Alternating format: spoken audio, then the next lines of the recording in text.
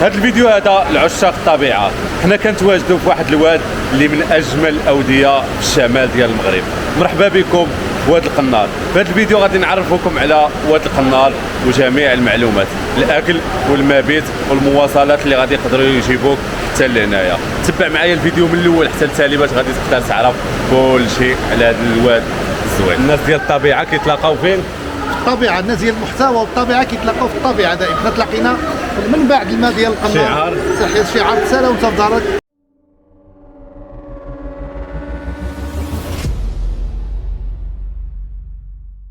وبالنسبه للمواصلات اللي غادي يقدروا يوصلوك لواد القنار، ضروري خصك تجي لواحد الفيلاج اللي جا في الطريق الساحليه ما بين وادلاو والجبهه بوحمد.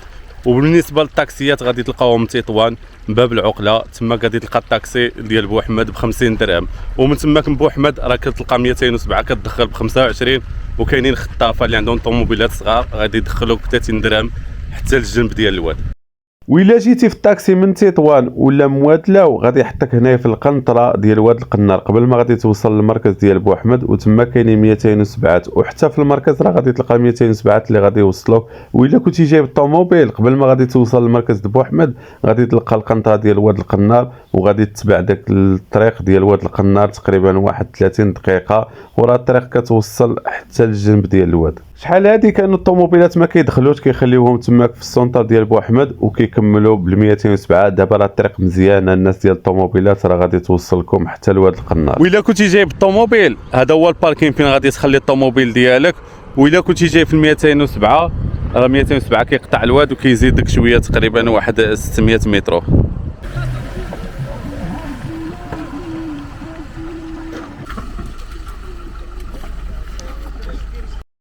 وهذا هو الباركين التالي فين غادي تقدر تحط الطوموبيل ديالك. وهنا كاينين بزاف ديال الخطافه وبزاف ديال 207. وكذلك ملي غادي تبغي ترجع من لهنايا غادي تركب لبوحمد، وهنا كيحطوا الناس، وهذه هي البدايه ديال المسار ديال واد القنار. وشرينا هذه القرعه هذه ديال سيدي علي اللي الثمن ديالها هنايا حدا الباركينغ ب 4 دراهم. ومن الباركينغ غادي نبقاو غاديين هنايا في الواد حتى غادي نوصلوا للمنبع ديال واد القنار. ملي غادي نوصلوا للمنبع غادي نلقاو واحد الواد جاي اللي سخون، والمنبع كيخرج واحد الماء اللي بارد.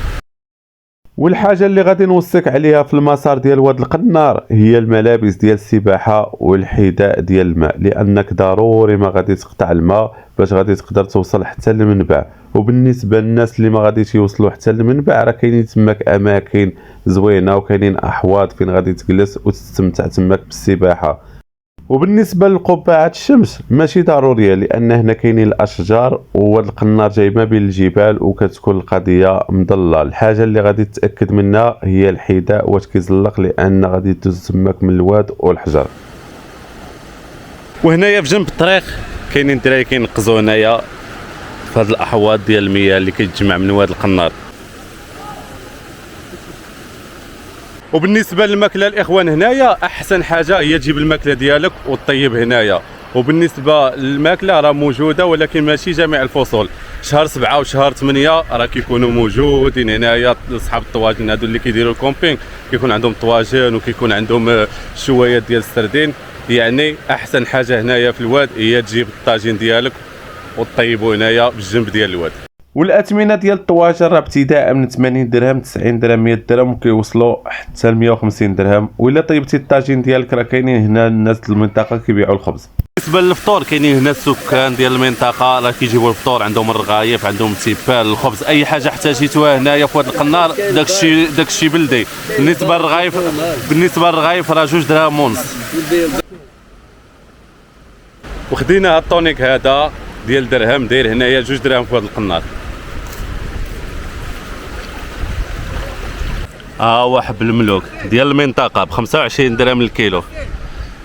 والحاجه اللي زوينه هنايا في المسار ديال واد القنار انك كتمشي وسط المياه وسط هاد الجبال وسط هاد الطبيعه، والمسار ديالو راه باين كتبقى تابع غير الواد. والحاجه اللي نوصيكم عليها انك ديما تشوف السبرديله واش كتزلق، لانك كدوز واحد المسار اللي كامل فيه الحجر والحجر راه كيزلق. وهنا راه كاينين الممرات اللي غادي تقدر تقطع هنايا واحد القنطرات صغيرين، وهنايا كاين واحد الممر اللي ضروري غادي تدخل الماء وراه تقريبا كيوصل حتى ل 1 متر و30 متر و20.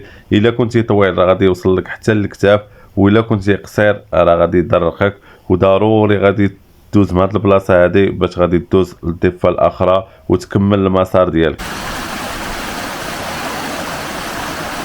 وإلا جيتي لواد القنار ضروري ما غادي تكمل المسار حتى المنبع وتشوف داك العظمه ديال الخالق وداك المياه اللي كتخرج من المنبع، والطريق راه كامله غاديه شلالات وعيون، وضروري ما تجيب معاك شي قرعه خاويه باش تشرب من داك العيون اللي خارجه من هاد الجبال هادو. وبالخصوص الا وصلتي حتى المنبع راه غادي تشرب واحد المياه ديال واد القنار، مياه طبيعيه. وهذا هو المنبع ديال واد القنار، هاد الكهف هذا اللي من تحت هاد الجبل اللي كيخرج منه هاد الكم هائل ديال المياه بارده طبيعيه، وإلا وصلتي اهم حاجه غدير هي تجي تشرب منه. وبالنسبه للتراجي من الباركين حتى المنبع ديال واد القنار تقريبا واحد 45 دقيقه حتى ساعه، هو مسار متوسط، غير هو سهل ولكن فيه داك الحجر وخصك تدخل في الماء. ومن تماك من المنبع الا بغيتي تزيد تكمل كاين الناس اللي كدير داك التراجي. سي عبد العزيز الحراق يعاودنا على التراجي اللي تبع واد القنار حتى التالي. تبارك الله عليكم. التراجي هذا كما قلنا الا دخلنا من بدايه القنار الى هذا عندك 45 دقيقه حتى الكهف، المنبع الماء اللي كيتشرب. وكاين واد اخر كيطلع لبني محمد، كيطلع قدر بالجرار، وكيطلع يعني تحت تازوز. فهذا مسار طويل جدا، حنا خلفنا فيه يعني ضربناه من 9 الصباح الى حتى 2 الليل باش خرجنا هنا بالقنار، جبناها من جبل قرع يعني من باب تازه الى حتى لهنا.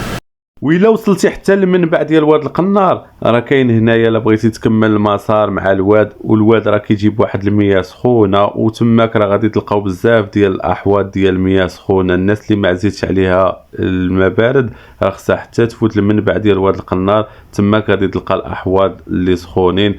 وهنايا راه بزاف الناس كيجيو لهنايا باش كينقزوا. والحاجه اللي نوصيكم ديما ما تنقصش من العلو، وخصك تعرف فين غادي تنقز. الله يستر كاين الحجر هنايا، والواحد ديما يرد البال ديالو. وشنو الفرق ما بين من المنبع الفوق ومن المنبع لتحت؟ الفوق راه كتلقى المياه خضراء لان كتكون جايه من البعيد ماشي صافيه بزاف، وكتلقى المياه سخونه. ومن المنبع لتحت كتلقى المياه بارده ولكن راه صافيه، شرب وعوم. وفي الصيف كتكون الدنيا عامره، كيكونوا الرحلات وكيكونوا بزاف الناس كيباتوا هنايا في الواد. ولا جيتي في الصيف احسن حاجه غادي دير هي تنوض مع 6 ديال الصباح، تفطر وتشد المسار ديالك، كتكون الدنيا خاويه وتستمتع هنايا بالطبيعه. وحتى الاحواض ديال المياه كيكونوا خاويين وكيكون الماء صافي. هادشي علاش نوض بكري، الناس ملي يكونوا جايين تكون تراجع بحالك. وفيما يخص هنا المبيت في واد القنار ما كاينش هنا الديور اللي كيتسكراو، يعني خصك تجيب الخيمه ديالك الا بغيتي تبات هنايا. وهنا راه كاينين بزاف ديال لي كامبينغ هنايا فين تحط الخيمه ديالك، ولا بغيتي تمشي شي بلاصه بوحدك راه غتمشي تحط الخيمه ديالك. واحسن حاجه الكامبينغ اللي غتلقى الطواليط وغادي تلقى الضوء. وبالنسبه للخيمات هنايا راه كيتسكراو ولكن ماشي جميع الفصول، شهر 6 7 8 9 غادي تلقى الكراء ديال الخيمه ابتداء من 80 درهم 90 درهم 100 درهم، جوج الناس بالفراش ديالها. والحاجه اللي نوصيكم ديما كريو بالجنب ديال الواد، وعندكم تمشيو تكريو بالجنب ديال الموتور لان كيكونوا هنا مديمارين الموتور وكيصدع بزاف. هذا الشيء اللي غادي ننصحكم به. والحاجه اللي نوصيكم الاخوان هي كري شي بلاصه حدا الواد باش تستمتع بداك الخرير ديال المياه. والحاجه اللي ننصحكم بها هي عندك تمشي تكري بجنب شي موتور لان كيبقى مديماري حتى لشي الوحده وغادي يصدعك. ديما شوف شي بلاصه بعيده على الموتور وفي جنب الواد. وملي تسالي العومه ديالك هذا هو الدوش طبيعي ديال واد القنار، راجع هنايا بالجنب ديال الباركين.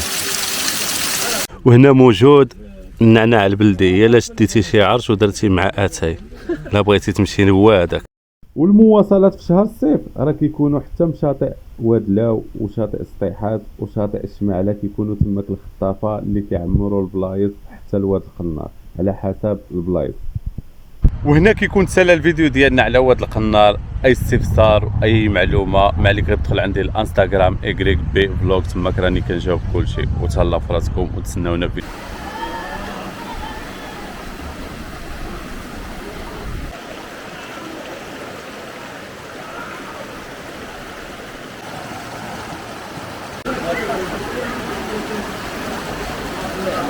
داكشي علاش ما بغيتش واحد عارفك عربي.